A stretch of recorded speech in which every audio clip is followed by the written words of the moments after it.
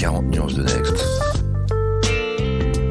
Le Next 40, comme vous ne l'avez jamais entendu, animé par Olivier Mathieu et Thomas Benzazan.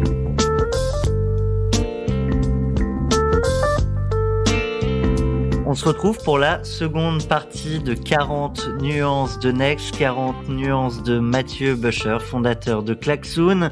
On retrouve donc Olivier, on ne refait pas toutes les présentations. Mais dans ce deuxième épisode, ce deuxième volet de ton podcast, Mathieu, on va s'intéresser à l'entrepreneur et donc en quelque sorte l'être humain, sans tomber dans les clichés, mais de comprendre quels sont les ressorts, la motivation, l'énergie qui font que tu es la personne qui est l'entrepreneur à succès qu'on connaît. Et on peut peut-être envoyer un premier petit jingle. Allez, relaxez-vous.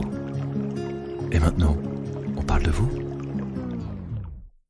Donc, Mathieu, en fait, dans cette seconde partie de ton podcast, ce qui nous intéresse, et sans faire de la psychologie de comptoir, c'est de comprendre aussi quels sont les ressorts ou les motivations de l'entrepreneuriat. Qu'est-ce qui fait qu'un entrepreneur a des caractéristiques peut-être différentes dans ses choix professionnels ? Qu'est-ce qui était ta motivation toi à entreprendre? Est-ce que c'est l'indépendance, vouloir changer le monde, gagner beaucoup d'argent, avoir de la liberté? Alors, moi je dirais que c'est faire grandir les idées. Je me voyais pas forcément à l'aise. J'ai fait pas mal de métiers différents, mais avant tout, ce qui m'a donné m'a convaincu le jour venu de basculer, ça a été de me dire cette idée-là, elle est bonne, il faut la faire grandir et je vois personne qui s'en occupe, donc je vais y aller.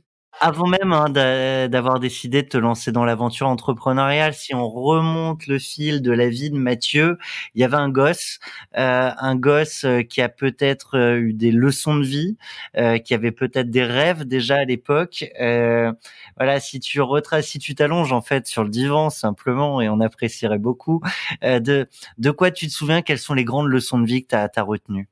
Bien écoute, je me souviens que j'étais un enfant plutôt très à l'écoute, très observateur et à la fois passionné par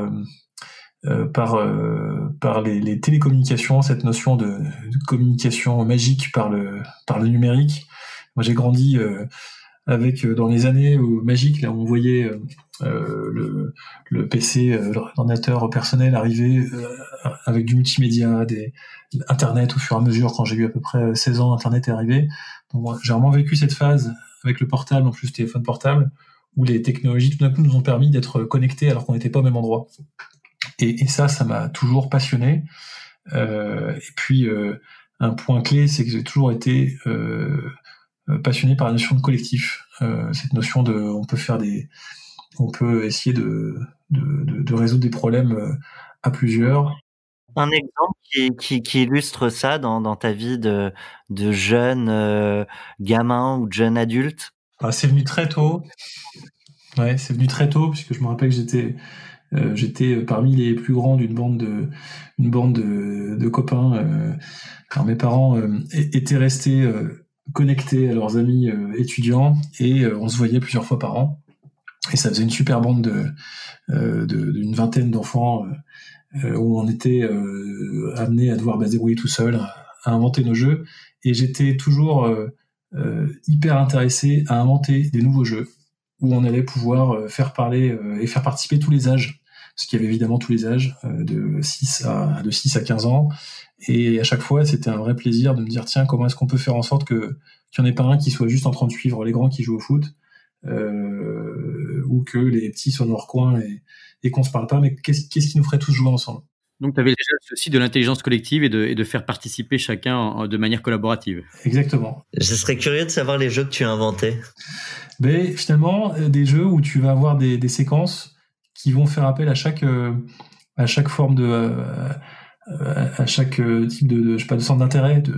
Donc, il y a des moments donnés, t'as pas le choix, il faut faire participer un petit parce qu'il y a que lui qui va pouvoir passer à tel endroit ou s'intéresser à un sujet.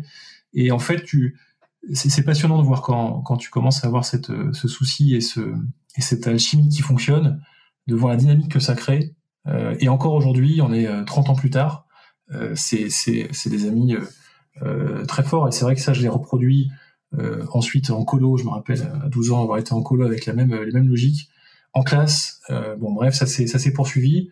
Et ça a toujours été avec la notion de technologie qui arrivait par-dessus. j'ai goûté très très vite, très très tôt à ce qu'un collectif était capable d'exprimer entre le moment où tu te connais pas, où tout le monde est dans son coin, a fait un peu la tronche. C'est vrai à plein de moments dans la vie, au début de l'année, quand tu rentres en classe, tu connais pas tes collègues. Bon, voilà, chacun peut rester dans son coin, t'as le choix, ou alors tu réussis à te brancher et il se passe un truc. Et puis ça devient des amis pour la vie. Bah voilà, donc ça c'est un truc qui m'a beaucoup animé. Dans ce que tu relates ici et qui vient d'assez loin, donc de ton enfance ou adolescence, est-ce qu'il y a des choses que tu citerais ou que tu te rappellerais de tes parents? Est-ce qu'ils étaient enseignants? Est-ce que c'est ce que tu as dit? Oui, mes parents sont profs et dans cette logique déjà le fait qu'ils soient restés connectés à leurs amis étudiants, je pense que ça en dit beaucoup. C'est il y a toujours eu ce soin pareil chez eux du collectif, en tout cas de faire certains efforts pour qu'on réussisse à rester connecté comme ça sur des choses qui sont loin d'être évidentes. Évidemment, on reste connecté à sa famille traditionnellement. Il y a toutes les fêtes de la culture traditionnelle où on se retrouve au mariage, etc. Rester connecté à ses amis, où ça demande un certain nombre d'efforts. Et quand on les fait, ces efforts, ils sont finalement pas si grands. Ça vous fait découvrir plein de choses formidables. J'ai demandé si du coup tu avais reproduit la même chose avec peut-être tes collaborateurs. Est-ce que des amitiés se créent? Est-ce qu'il y a un rôle de dirigeant qu'il faut tenir ou non? Ah, ça c'est un autre sujet. Moi je me suis on fait un job dans le futur là.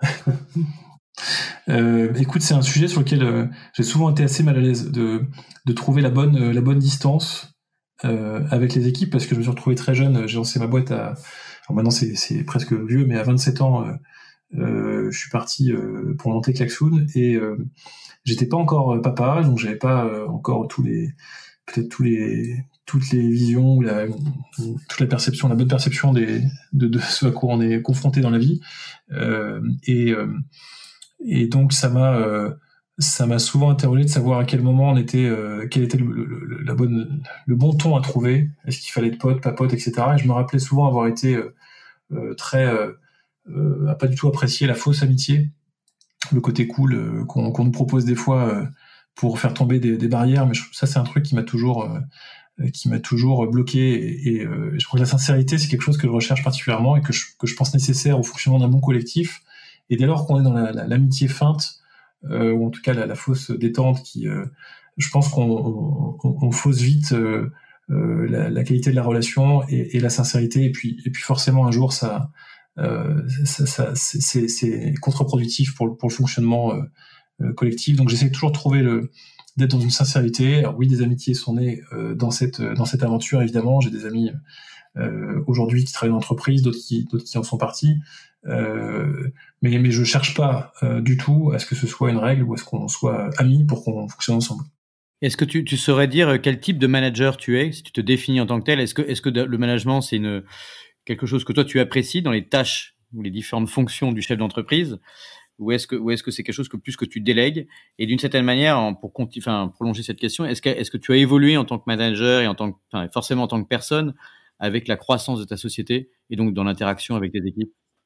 Oui, bien sûr. Alors déjà, je suis parti, je disais, tout seul avec 4 000 € en poche, donc une entreprise avec très très peu de moyens, mais déjà un parcours professionnel où j'étais passé. Donc, je suis ingénieur R&D de formation, télécom. Je suis passé chez Daimler. J'ai commencé ma carrière sur les véhicules autonomes dans les années 2000. Sujet passionnant, les voitures qui roulent toutes seules dès les années 2000, ça fonctionnait entre Stuttgart et Ulm.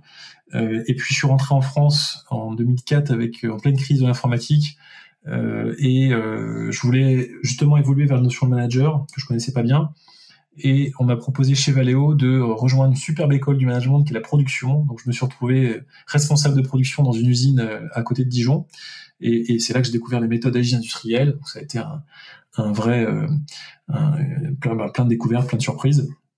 Donc quand je lance ma boîte peu de temps après, je suis déjà très éveillé à tout ce qui est notion de méthodologie de production, etc. Donc on va lancer avec beaucoup de méthodes, notamment dans la partie prospective. On va être très structuré, très organisé. On n'est que 2 à l'époque, on a un téléphone, et c'est parti, on va attaquer des grands comptes, on va appeler 20, 30 fois, 90 fois par jour, on va passer les standards, on va se faire des contacts. Donc on va construire l'aventure avec beaucoup d'efforts et aussi beaucoup d'analytique, de maîtrise.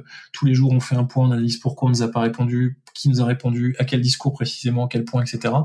Donc une approche qui est très machine. Et évidemment, à ce moment-là, je suis un manager très pilote précis des différents éléments, parce que j'ai cette conviction qu'une machine, c'est quelque chose qui mérite d'être analysé, processé. Et on est dans une logique de machine quand on essaie comme ça de construire une entreprise.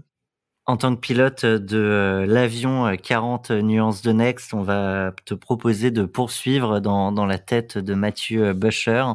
Et juste après ce jingle qui va très bien porter son nom, tu vas continuer de nous livrer quelques éléments sur ce qui t'a construit. S'inspirer. Respirer.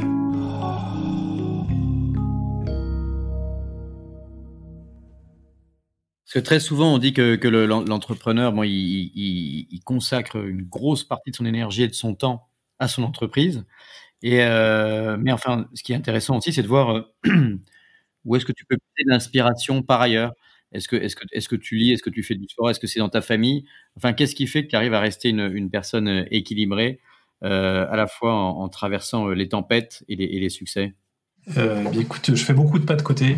J'aime bien prendre du recul, que ce soit évidemment avec ma famille, mes enfants, les amis, le sport. Je fais beaucoup de voile aussi. Évidemment, quand je trouve le temps, ça c'est le souci, c'est le temps ensuite.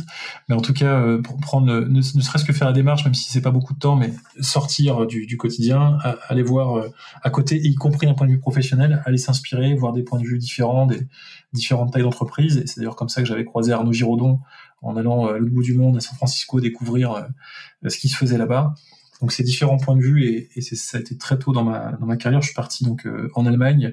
Je voulais vraiment voir à chaque fois avoir un point de vue un peu plus éclairé, et c'est ce qui m'aide à être en tout cas plus clairvoyant ou un peu plus confiant dans les décisions qui sont prises au quotidien, en étant capable d'aller se brancher et en faisant attention d'aller me brancher sur différents référentiels pour réussir à être le plus juste possible. Justement, typiquement, entre des lectures que tu as faites, des choses que tu as pu observer, qu'est-ce qui te vient comme ça, là, une sorte de révélation que tu as pu avoir dans les derniers mois et qui t'a ouvert à un autre regard sur le monde qui t'entoure, même au-delà de ta vie d'entrepreneur?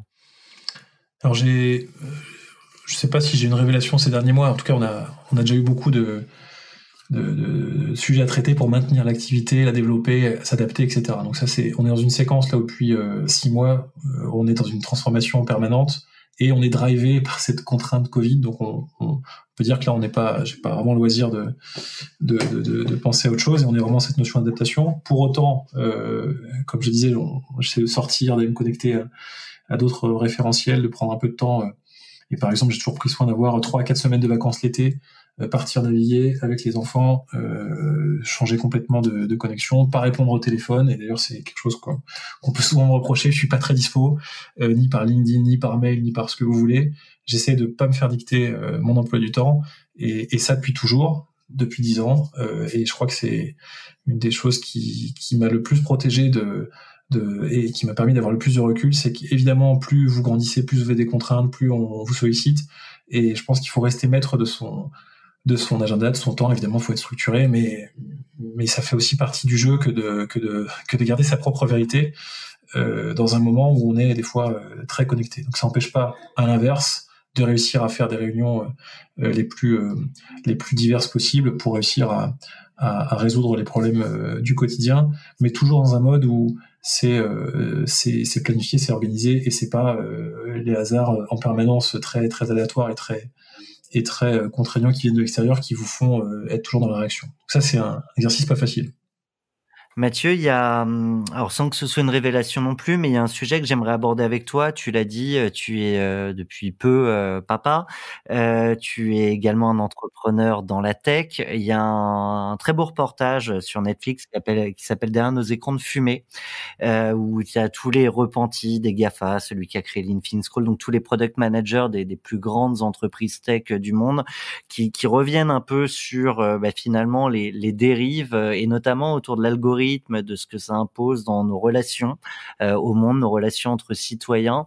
Et d'ailleurs, avec tous ces entrepreneurs ou grands managers des GAFA qui refusent aujourd'hui de mettre leurs enfants derrière des écrans, je serais curieux d'avoir ton avis sur l'évolution de ces algorithmes et du coup la place qu'ils prennent dans nos vies et ce que toi tu décides d'en faire pour toi ou pour ta famille. C'est un point assez fondateur de Klaxoon, parce que un de mes constats justement en 2014 et même un peu avant, c'est qu'il y a des croissances folles qui se font et des transformations de société très profondes qui se font sur des outils grand public, des grandes plateformes Facebook, Twitter, Google, etc., qui nous amènent à changer complètement de façon de fonctionner et avec beaucoup d'intelligence, beaucoup de stratégie. C'est comme tu le décris, c'est des stratégies d'acquisition, des stratégies de captation, des stratégies qui te rendent addict à l'outil. Et à l'époque, je regrette justement que ça ne serve pas, de mon point de vue, l'intelligence collective, que en tout cas je vois pas d'outils équivalents dans le domaine du travail en équipe, et je regrette de voir ces technologies qui sont souvent uniquement utiles dans le domaine du marketing, de la pub, ou en tout cas du temps de cerveau disponible, le fameux qu'on connaît d'une autre époque. Donc mon point de départ, c'est de me dire il y a certainement des choses intéressantes à retenir. On peut pas, à l'inverse, avoir des outils professionnels qui seront forcément moches et désagréables, dans lesquels on veut passer le minimum de temps. Donc comment est-ce qu'on peut allier le meilleur des deux, simplifier l'accès, le rendre aussi facile et appétant que ce qu'on peut voir sur des plateformes plutôt orientées avec des business models de pub et de temps passé, et comment est-ce qu'on peut pour le coup mettre ces techniques à la disposition de quelque chose qui va plutôt créer de la valeur et du confort à interagir avec les autres, plutôt que de simplement passer du temps à s'aimer ou à se désaimer. Donc ça, c'est une des grandes questions qu'on s'est beaucoup posées, et je pense que dans la collaboration en général, il y a beaucoup on voit un ras-le-bol de l'imposture, un ras-le-bol on parlait de la réunion théâtrale tout à l'heure, ces séquences où on fait semblant de tout savoir, d'être manager dans le sens où on a forcément la solution. Je pense que il y a un ras-le-bol généralisé à la fois des équipes, mais également des managers qui sont depuis très longtemps prêts à un management horizontal, mais il faut changer quelques règles du jeu, il faut changer un peu d'outils, et on va retrouver quelque chose d'un peu plus intelligent. C'était pas vrai il y a 5-10 ans. Il y avait pas cette conscience. Je pense que ces technologies, elles sont nées aussi parce qu'on avait on avait le luxe ou la bêtise, je sais pas, de pas se poser la question de l'impact des technologies, parce que ça nous offrait tellement de choses extraordinaires. Je repense à la notion de médias, de connexion à distance, etc. C'était déjà tellement génial qu'on se disait bon, déjà on va explorer ça, on va voir ce que ça nous apporte, et puis on réfléchira. Moi, je crois que maintenant c'est fait, on a exploré, on a vu. Et c'est le moment de réfléchir, c'est le moment de faire des choix. Du coup, sur cette réflexion-là, justement, c'est des sujets. Thomas t'interpellait sur presque le rôle de parent qu'on peut avoir, en évoquant aussi les fameux repentis dans la Silicon Valley qui mettent leurs enfants dans des écoles où ils sont interdits d'écran, ce qui est le paradoxe évidemment dans l'endroit du monde où il y a le plus d'écran, probablement, de dire que les responsables en tant que parents veulent limiter le temps d'écran de leurs enfants. Est-ce que tu tires, toi, de toute cette réflexion sur les outils numériques au cœur de laquelle tu évolues, des choses que tu laisserais en fait à nos enfants, je parle pas seulement des tiens, mais à la génération suivante, dans l'appréhension? Parce qu'il y a eu une surabondance de numérique, et puis bon, on est en train de plutôt continuer à la nourrir avec la 5G, et tu as bien expliqué pourquoi on en avait besoin, parce que ça permet aussi de favoriser des conditions de travail, mais il y a aussi du coup des addictions ou d'autres problèmes qui sont associés à ça. Et toi-même, tu l'as dit que tu t'en protégeais, en te rendant pas forcément aussi disponible sur tous les réseaux sociaux. Quels sont les principes et comment est-ce qu'on devrait faire si on voulait rebooter un peu maintenant l'Internet et les outils numériques à l'ère de tout ce qu'on a appris sur les 10 dernières années, comme tu viens de le citer? Parce que ce que je souhaite pour mes enfants, en tout cas, c'est déjà qui vivent dans des collectifs qui sont de plus en plus ouverts à la différence, parce que on a beau dire, on est quand même dans une phase de transformation majeure en termes d'acceptation des différences. Là, sur les 20 dernières années, il se passe beaucoup de choses, et qui sont essentiels pour vraiment accueillir des profils sans avoir aucun préjugé, et c'est déjà une première bataille. Donc j'espère que quand ils vont arriver dans le monde du travail, alors ils ont 9 et 10 ans aujourd'hui, ils sont plus tout jeunes, mais déjà ils commencent à avoir des amis, des copains qui ont des téléphones à l'école. aujourd'hui, je rentre de l'école, je ramène mes enfants de l'école, ma fille me dit, j'ai une copine qui a un téléphone portable, il y a Snapchat, etc. Donc là, elle est en CM2. Donc oui, les technos sont aujourd'hui là, elles entourent déjà nos enfants. Et je pense qu'il faut absolument qu'on arrive à quelque chose de plus raisonné, de plus réfléchi, parce que ces technos n'ont pas été conçus pour des enfants qui sont en CM2, mais le fait est qu'elles sont à leur portée. Donc j'espère qu'en tout cas dans le monde déjà professionnel, on va réussir à les éveiller beaucoup plus tôt que nous on a pu l'être sur cette notion de comment on va faire grandir avec la différence et beaucoup plus savoir être hyper innovant, hyper réactif et avoir les bonnes propositions parce qu'on aura entendu tout le monde et c'est en train d'arriver, ça je pense que ce sera résolu dans les 5 prochaines années, sera devenu un standard. Après sur la partie écran, j'espère, je pense qu'on va arriver à ce moment là où tout le monde se rend bien compte qu'il y a une partie très dangereuse à l'utilisation déraisonnée de ces interfaces et de ces écrans, et finalement ça perd aussi beaucoup de son côté sexy, parce que c'est ça qui nous a précipité vers ces plateformes, c'est qu'il n'y avait pas avant. Quand on a vu à quel point on pouvait se parler à plusieurs, je me rappelle de Facebook au tout début, ou Twitter au tout début, c'était absolument fabuleux, il y avait des échanges extrêmement riches, extrêmement intelligents, avec des personnes à l'autre bout de la planète. Bon, aujourd'hui c'est devenu des flux robotisés qui vous poussent l'information que vous avez envie de voir. Bon, là il y a un décalage, mais sur le fond, encore une fois, il faut juste... je pense qu'il y a un équilibrage qui se fait. Il y a déjà beaucoup de prises de recul, beaucoup de points de vue très éclairés, et ça commence à diffuser dans la société sur le fait que, attention, c'est pas extraordinaire. Et de toute façon, mécaniquement, il y a en plus un phénomène naturel de désintéressement. C'est évidemment moins à la mode d'être sur Facebook aujourd'hui que ça a pu l'être. Parce qu'il y a eu tellement d'intensité dessus, tellement de, ça a été, il n'y avait pas le choix quand on y est, à un moment où il faut être absolument, en tout cas, fallait être absolument sur ces plateformes. Je pense que là, il y a un pas qui est fait de côté. Je me permets une transition, Mathieu, parce que justement, on parle de ce que des écueils un peu des réseaux sociaux. Un des écueils, je trouve, c'est que souvent, c'est notamment même, c'est vrai chez les adultes, mais aussi chez les ados, on se présente soi-même toujours sous un jour positif. Et ce qui nous intéresserait aujourd'hui, c'est de voir en termes de transmission, dire voilà, le monde, c'est pas que le monde des bisounours où tout le monde est beau et tout le monde est gentil. Dans la vie d'un entrepreneur, il y a aussi des claques. Et on va t'envoyer un petit générique pour te faire parler de ça aussi. Waouh! Alors la claque, c'est notre petit clin d'œil, mais c'est aussi pour dire que quelqu'un d'aussi brillant et, comme on dirait en américain, successful que toi, peut avoir aussi reçu des claques. Elles peuvent remonter à l'enfance, mais elles peuvent être aussi dans la vie entrepreneuriale. Qu'est-ce que tu pourrais partager avec nous, justement sans mentir et en toute franchise, mais qui peut être aussi quelque chose d'édifiant à transmettre et des erreurs à ne pas refaire?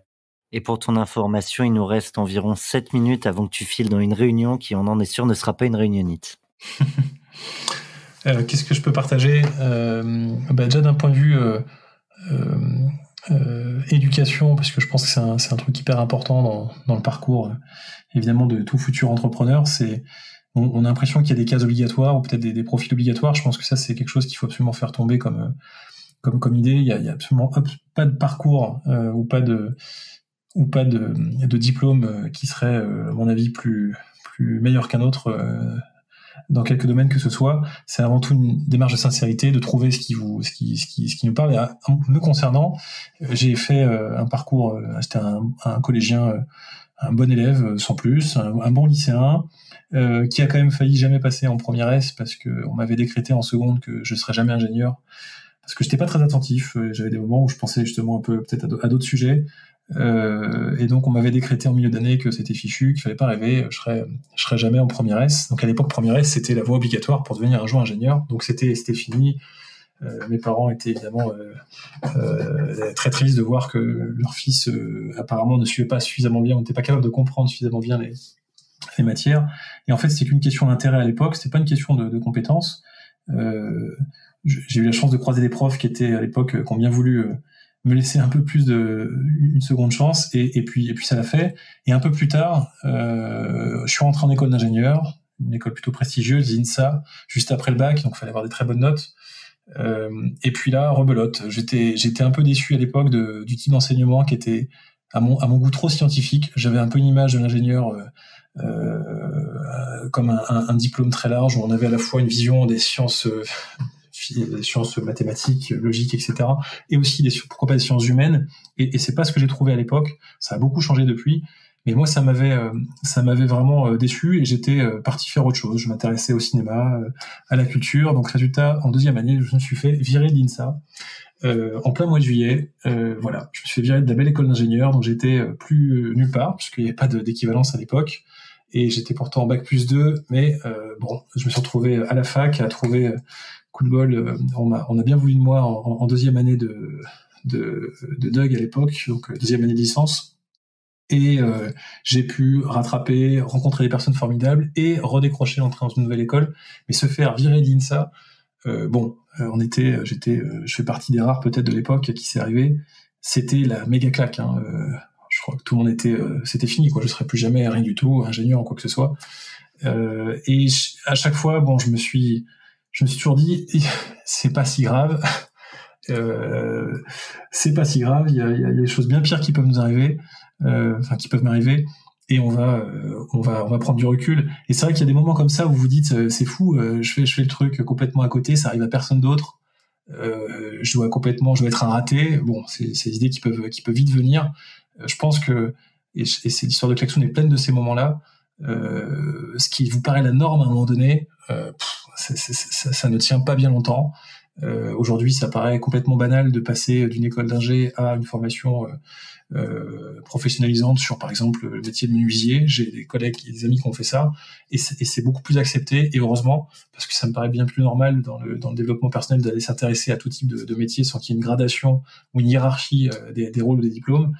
Donc, je pense que la société a fait déjà beaucoup de pas dans cette direction. Mais c'est bien de le redire, de le rappeler et de rappeler aussi cette nécessité de se donner même à soi-même une seconde chance.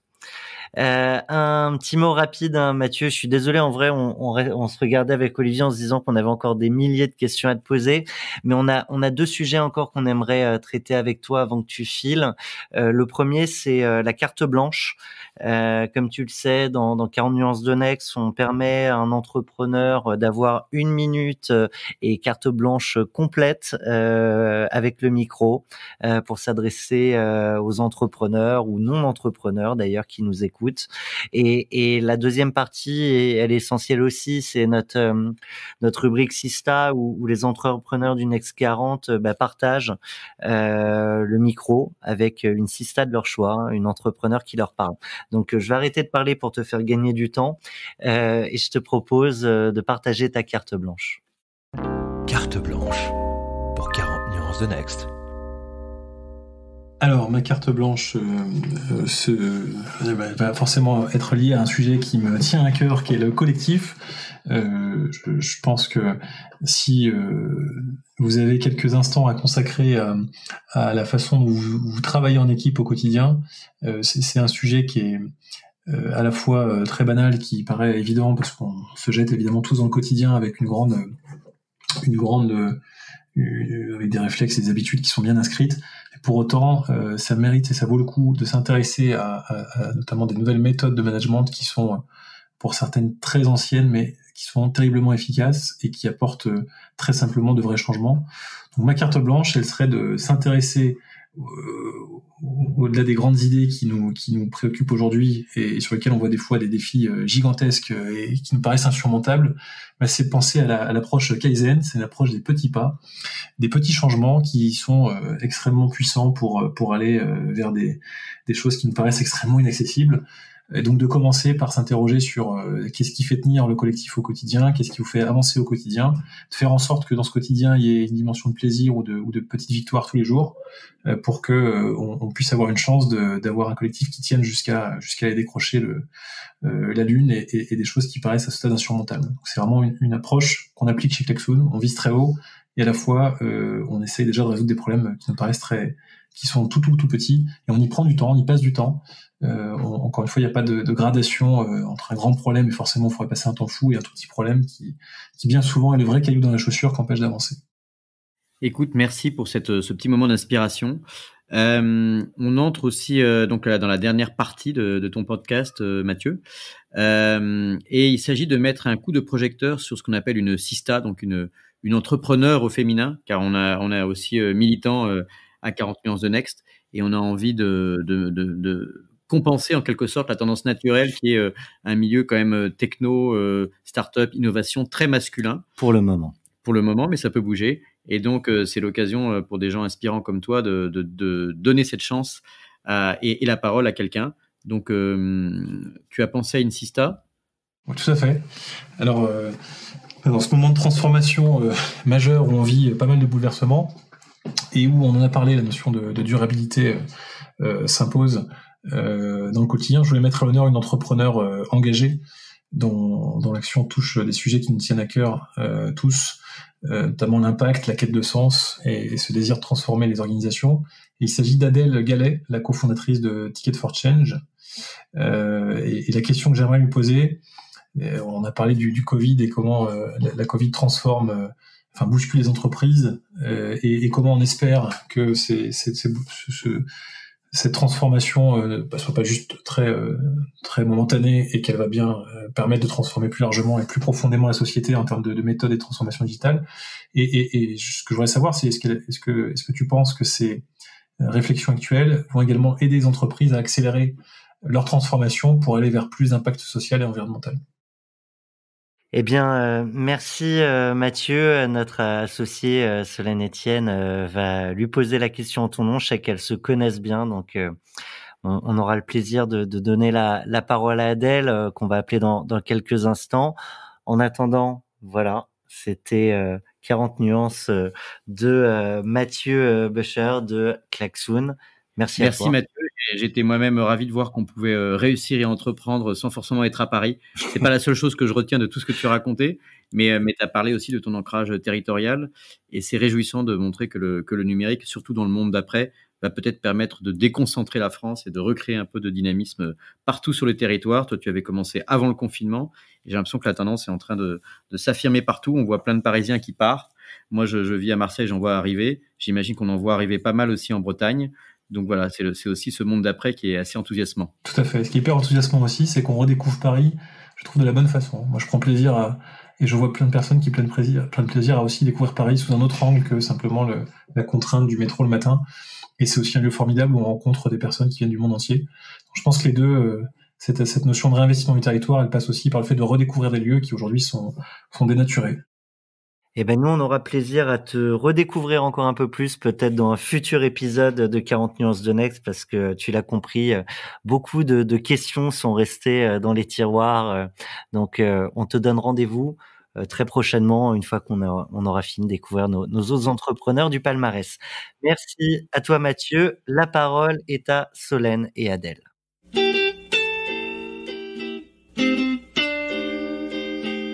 Salut Adèle. Salut.